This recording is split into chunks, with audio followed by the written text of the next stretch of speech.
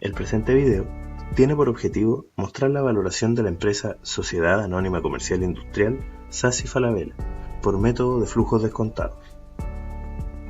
Sasi Falabella es un holding chileno dedicado al rubro del retail en América Latina, con fuerte presencia en 5 países: Chile, Perú, Argentina, Colombia y Brasil.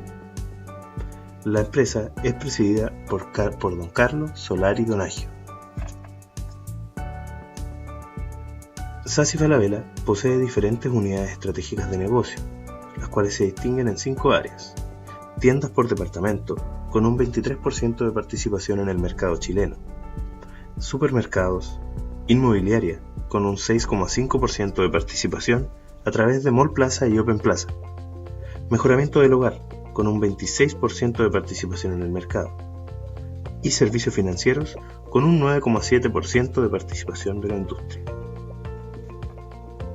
Hasta septiembre del año 2018 se encuentran en circulación 2.43 billones de acciones, con un total de 1.393 accionistas, todo ello correspondiente a la Sociedad Anónima Comercial Industrial Falabella.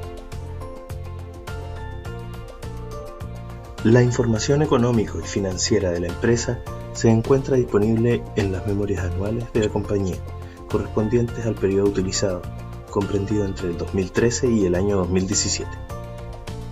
Observando la síntesis del balance y de los estados de resultado, podemos señalar, a grandes rasgos, un aumento sustancial tanto de activos como de pasivos, lo que involucraría un mayor movimiento de dinero por parte de la empresa. También se observa que la ganancia o la utilidad se mantiene casi constante. El total de los pasivos y patrimonio se eleva de manera sustancial con el pasar de los años. Con respecto a la información de los ratios financieros, podemos señalar que existen 3 categorías, entre las cuales se diferencian liquidez, endeudamiento y rentabilidad. Cada una de ellas es igualmente importante a la hora de analizar la posición de la empresa. Con respecto a la liquidez o razón corriente, podemos señalar que la empresa, por cada pasivo que adeuda, posee 1,5 pesos para poder cubrir sus deudas con activos. Con respecto a la prueba ácida, al no considerar los inventarios, ya que son los activos menos corrientes, la situación de la empresa tiende a variar. En cuanto a la rentabilidad, podemos señalar que el ROE o rentabilidad financiera tiende a la baja en el periodo comprendido en los años del 2013 al 2016 y probando un repunte en el año 2017.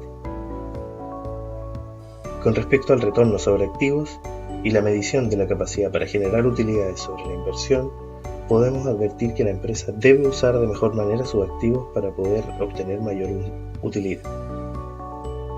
Con respecto al endeudamiento o leverage, la empresa, al relacionar sus deudas sobre patrimonio, se obtiene que en 2013, con un 0,45, mantiene relativamente constante hasta el 2017, con un 0,43. La relación de los pasivos corrientes con los no corrientes se mantiene de manera estable entre los periodos comprendidos de 2013 al 2017, variando aproximadamente en 0,2 puntos. Al calcular la tasa de crecimiento, podemos señalar que se vincula con la información correspondiente al banco BCI en el periodo comprendido entre el año 2017 y 2020, proyectando una variación estimada para el año 2021 y 2022. Se proyecta cada ítem del balance según una tasa constante de crecimiento promedio de 6,62%. Los valores expresados, tanto en balance como en estado de resultado, son equivalentes a miles de pesos. Se observa también que las ganancias tienden al alza. Con la tasa de crecimiento promedio ya calculada, podemos proceder al cálculo de la tasa libre de riesgo, la cual, esta vez, se basa según información emitida desde el propio Banco Central, por medio de un boletín a 10 años, dando un total de 4,24 para el RF o tasa libre de riesgo. Una vez fijado la tasa libre de riesgo, se procede al cálculo de la tasa de rentabilidad del mercado. La tasa de rentabilidad del mercado se obtiene a través de la información del Índice General de Precios, o IPPA, desde noviembre del año 2008 al mes de diciembre del 2017, según la página investing.com. De la variación se extrae un promedio diario, el cual debe ser analizado para su correcto uso a través de una fórmula establecida. 1 más el promedio diario elevado al número de días laborales normales en Chile, según legislación vigente, restando finalmente 1 a la ecuación, obteniéndose así la rentabilidad del mercado a través de un promedio anual equivalente a 10,55%.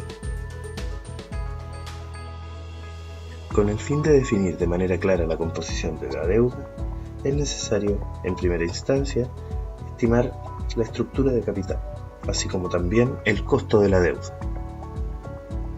Desde la información del balance se obtienen principalmente los gastos financieros de la empresa, otros pasivos financieros corrientes y no corrientes, los cuales son estimados como una deuda financiera total, y también el patrimonio, para cada uno de los años en estudio. Con esta información ya se puede comenzar a estructurar el capital objetivo, como lo es la relación entre la deuda y el patrimonio. Con la información de la empresa se obtiene que en 2013, con un 61,75%, la empresa aumenta en aproximadamente 10 puntos percentuales hasta el año 2017, donde alcanza aproximadamente un 73%.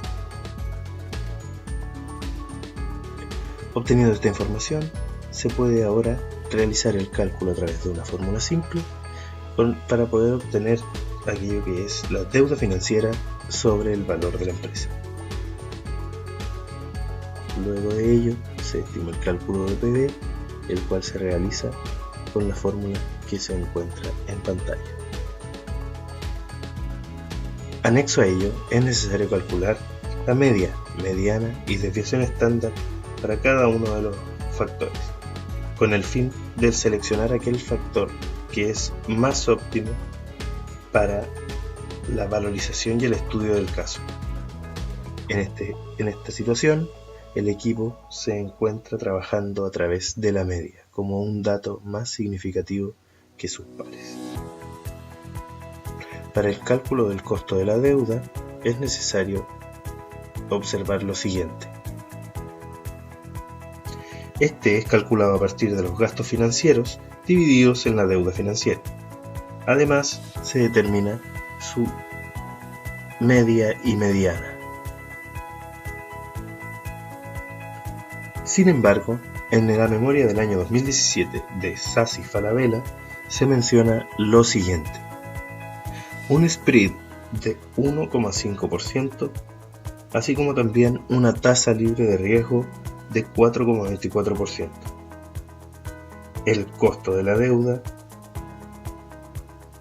se utiliza en el trabajo es de acuerdo al nivel de significancia, el cual, en este caso y para que la información sea de manera más fidedigna en base a las memorias anuales, se utiliza un costo de la deuda estimado en 5,74%.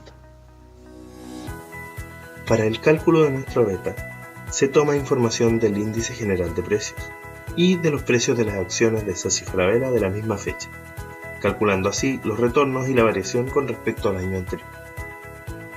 Dada la herramienta de análisis otorgada por Excel, en la regresión se considera como una variable dependiente los retornos de Sassi Falabella y como una variable independiente los retornos del Índice General de Precios para la estimación de nuestro beta. De acuerdo a la información arrojada por este método, podemos concluir que nuestro R cuadrado es irrelevante y no es representativo, alcanzando un valor de 0,136, inferior al exigido por el supuesto establecido con un mínimo de 0,25. Nuestro beta, bajo este escenario, alcanza un valor de 0,6848. Considerando lo poco representativo, es que se procede a un segundo método, el cual es calcular a través de la pendiente. Como el beta no es significativo, se observa la información expresada en Damodaran, datos extraídos desde la propia página web, y donde procederemos a desapalancar el beta del sector. Para desapalancar existe una fórmula en la cual considera al beta, los impuestos y los ratios extraídos desde el propio Damodaran, alcanzando un beta sin deuda equivalente a 0,8467. Posterior a ello y con el beta desapalancado, es posible ahora calcular el beta de la deuda. Se usa el costo de la deuda, la tasa libre de riesgo y la rentabilidad del mercado. 3 cifras que ya han sido obtenidas anteriormente. Luego de ello, se apalanca nuevamente el beta para así poder obtener la situación de la empresa. Por último, se calcula el beta con deuda. En cuanto al costo patrimonial y costo de capital o WACC, el costo patrimonial a través del método KPM se obtiene la fórmula y se reemplazan los datos que aquí aparecen. Todos estos datos han sido obtenidos anteriormente a través de diferentes formas. Para calcular el costo de capital es necesario reemplazar los datos y utilizar la media de cada factor y componente de la fórmula, alcanzando un WACC de 8,573%.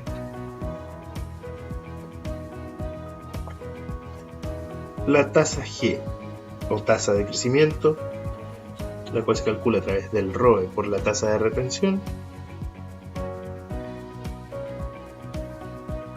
alcanza un 5,621%. Sassi Falabella, como dato, presenta a lo menos un 30% de repartición de utilidades a sus inversionistas. Para poder calcular la tasa de retención, es necesario comparar las utilidades retenidas y la ganancia o pérdida neta por la actividad. Para ello, es necesario calcular a través de una fórmula el periodo actual en relación al periodo anterior. Una vez realizado esto, alcanzamos el año 2017 con una tasa de retención de utilidades equivalente al 45,82%, pudiendo así calcularse una tasa de repartición de 54%. Al seleccionar la tasa de retención del año 2017, se puede considerar que es la que más se adecua a la situación de la empresa y el contexto en el que ésta se encuentra, cumpliéndose así el supuesto del 30% a través de dicho dato. Para el desarrollo de las proyecciones se establecen 4 variables críticas, las cuales corresponden a ingresos de actividades ordinarias, costo de ventas, gastos de administración y otros gastos por función. Se debe calcular la relación existente para esos años, además de su promedio, mediana y desviación estándar. Como se puede observar, existen datos atípicos, los cuales fueron eliminados para que hubiese una mayor limpieza y prolijidad en el reflejo de los datos entregados. Es necesario establecer un valor a cada variable.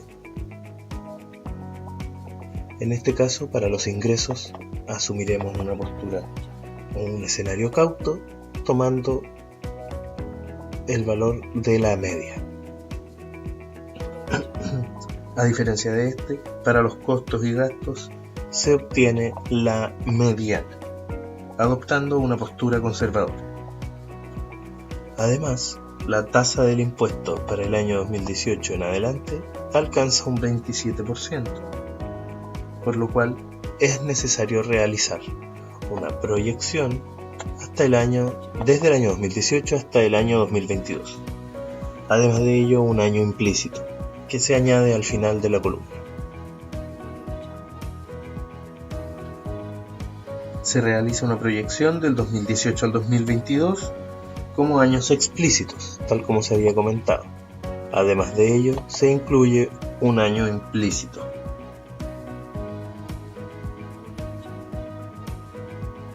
Para el cálculo de los ingresos es el siguiente: año base por 1 más la variable que nosotros tenemos, que es en este caso nuestro promedio de ingresos.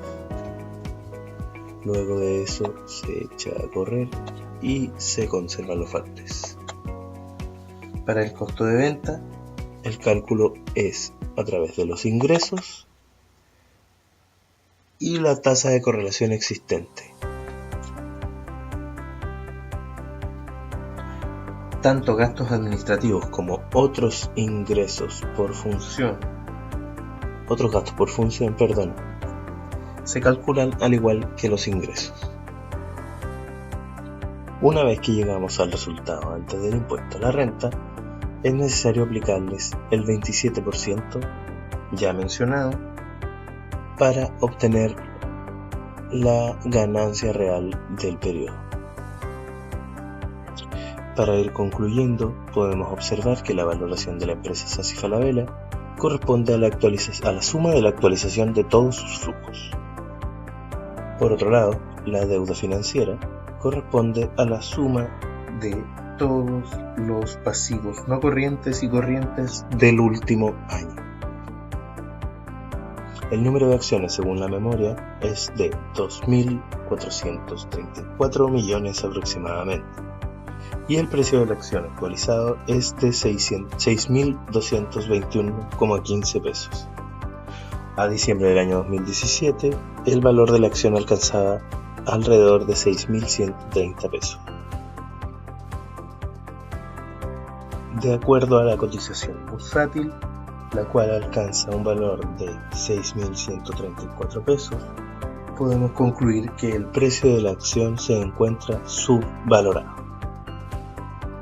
De acuerdo a la simulación Monte Carlo y aplicando la herramienta RISC, considerando 4 variables críticas de entrada, el valor empresa fluctúa entre 2.2 y 40.8 miles de millones de pesos, con los ingresos de actividades ordinarias representando el 18% y con un intervalo de confianza del 90%. Asimismo, al mirar el precio de la acción, podemos señalar que su precio fluctúa entre los 776 y los 15.305 pesos, con un 90% de probabilidad. A modo de conclusión, encontramos que la empresa Falabella se encuentra en una sólida posición, con un alto margen de proyección y con altas posibilidades de posicionarse y seguir creciendo dentro del mercado.